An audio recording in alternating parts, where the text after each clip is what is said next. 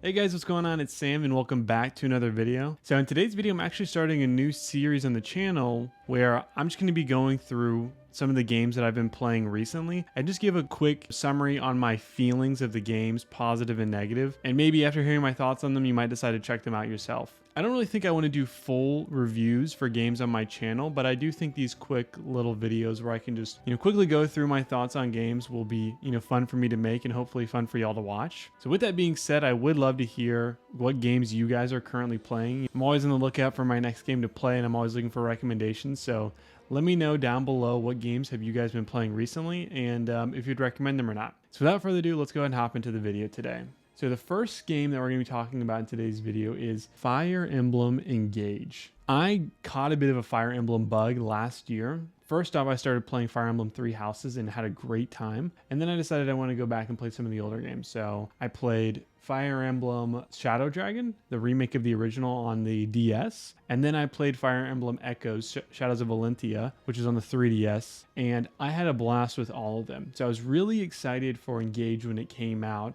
And I've been having a really great time with the game. I haven't beaten it yet. I'm on chapter 21, which I believe there's 27 chapters, so I'm pretty close to the end. And I have some, mixed feelings on the game, majority positive. I am really having a great time with the game, but there are some aspects where I feel like Engage takes a step backwards rather than forwards. So first off, let's talk about the positives and why I'm really enjoying it. First thing off the bat is that the game looks incredible. It's extremely impressive to me how Three Houses and Engage are on the same console and they're really utilizing the same power, but Engage to me looks so much better than Three Houses does. The maps don't look too different, and when I mean different, I mean they don't look that much better, but the characters, the character models, the little small animations that happen, whether that's on the board you're looking at when you're moving your units or actually within combat, just looks so amazing and really well polished. And another big area is the hub area. So Somnial, I believe, is the name of it in Engage,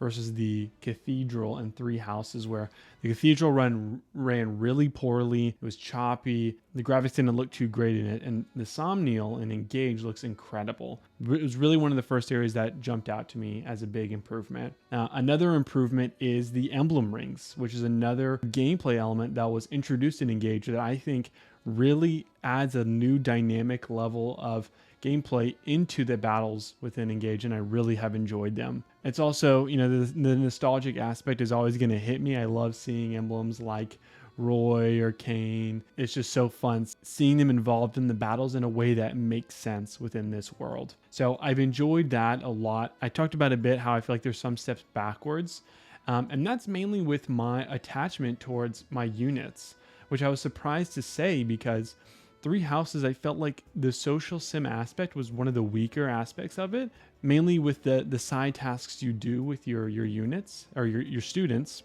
to be specific. As I was thinking about my time with Three Houses and my time with Engage, I could remember so many more of my units from Three Houses. I could remember Hilda, I could remember Clyde, I could remember Lorenz or Ralph. There's so many of these characters that I can remember. I can think of their faces and their personalities even. And I think that's a real strength that Three Houses does that I feel is a bit more of a weakness of Engage. That's really my only downside with Engage. I also do think there's a pretty steep difficulty spike towards the end, which I am enduring right now. That just might be me not being good at the game. But I've enjoyed Engage a lot, and I definitely recommend it if you're a Fire Emblem fan, because it's a great entry. Next up on the list is Octopath Traveler 2. And I did not play the first Octopath, but I knew there was a ton of positive feedback about it. And I was really excited to jump in with Octopath 2 because I heard that it was a standalone game. It wasn't like a chronological or a sequel to the first one from a story aspect. First thing that I really enjoy about Octopath 2 is the art style. It might be one of my favorite art styles in gaming, which is surprising because just at a first glance, you're like, what are these sprite models and these pixel models in a game that came out in 2023? But if you actually take some time to look at it and some of the backgrounds and some of the animations, they just look so incredible with so much charm. That's something that really stuck out to me. And then another thing that I've really enjoyed about it is the combat. I'm a turn-based RPG fan, but sometimes I feel like they lack some depth and they can get a little boring, especially as you get deeper into the game. And I'll add the caveat, I'm not that deep into this game. I've got about 8 of the character stories complete, but still have my ways to go with the game. The boost system, as well as the lament powers, I believe is the name, really add another fun dynamic to the combat that keeps things fresh but also fair. I feel like the combat has been very challenging but very fair. I've never felt really cheated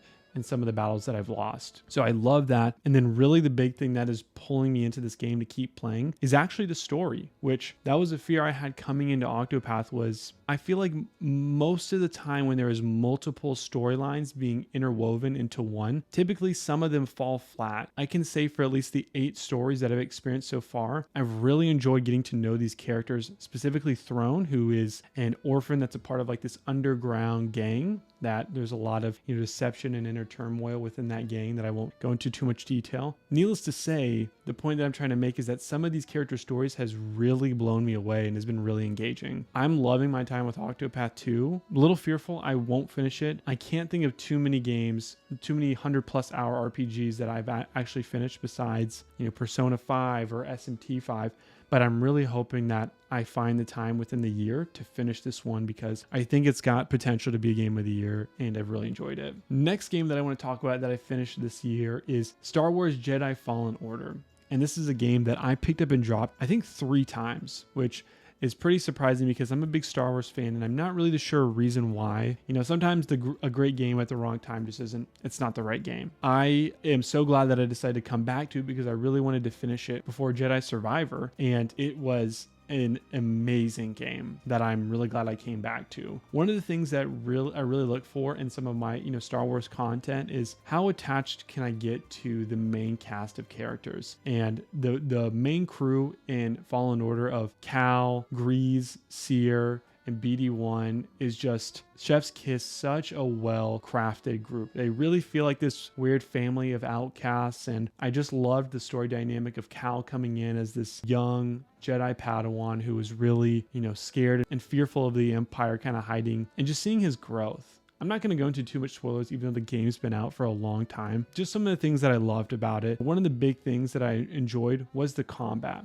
I feel like the combat is pretty simple and it definitely takes some inspiration from Soulsborne games, but it's still really well done. You kind of have this difficult challenge with a Star Wars game of, do we keep it as realistic as possible to the world where a Jedi is literally just stomping stormtroopers and a slice is going to just dismember every single one? Or do you want to make the combat challenging and engaging with some type of constraints within the Star Wars world? And I'm glad they went the route they did, because the combat is engaging and it's fun and it's difficult. I played on the second hardest difficulty and I got my butt handed to me a few times. By a few, I mean dozens. The combat's great. The story really hooked me. It's not too crazy. It's pretty simple, but I still really enjoyed it. The main crew of characters is just so lovable, and the exploration was really fun in the game too. There's only about like 5 or 4 planets that you go through. They're still really well fleshed out, and they have a lot of depth to them, similar to exploration in the Souls games. So Fallen Order, if you are a Star Wars fan, it's some of my favorite Star Wars content I've experienced in a while, and I definitely recommend it. And now the last game that I've been playing this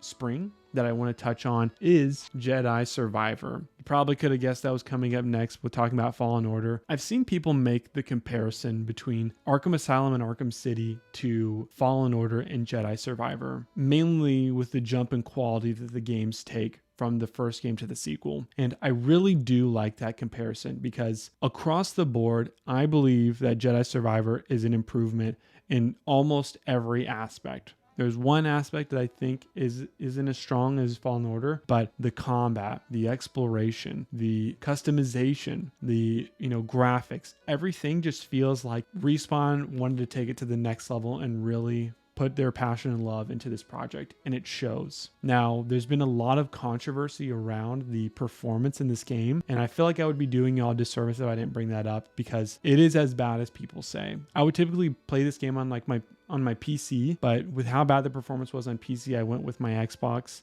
and it's still pretty rough there, which is just such a bummer, mainly because I think this game has Game of the Year potential. It's that good. Everything about it, really the only downside that is holding it back for me is the polish, is the optimization. It's unacceptable how it runs.